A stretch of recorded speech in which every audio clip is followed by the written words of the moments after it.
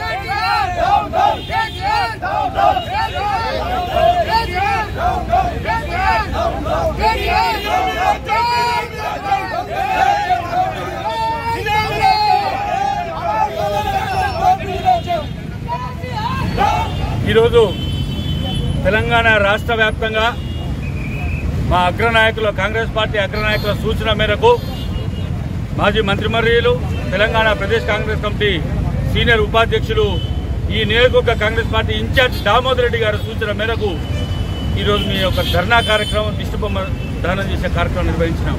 ఎందుకంటే మీ అందరికీ కూడా తెలుసు, ఈరోజు తెలంగాణలో కొన్ని లక్షల మంది విద్యార్థులకు సంబంధించి నిరుద్యోగులు అయ్యిండి ఎగ్జామ్ రాద్దామని చెప్పి పబ్లిక్ సర్వీసెస్ కమిషన్ ద్వారా ఎగ్జామ్ రాస్తే ఎగ్జామ్ రాసిన తర్వాత కొన్ని పేపర్లు రాయకపోయి కొన్ని పేపర్లు ఎంతో ప్రతిష్టాత్మకంగా నిర్వహించాల్సినటువంటి ఈ యొక్క బోర్డు ఏదైతే ఉందో, ప్రదేశ్ సెలక్షన్ కమిటీ బోర్డు ఏదైతే ఉందో దాని ద్వారా పేపర్ లీక్ చేయడం జరిగింది.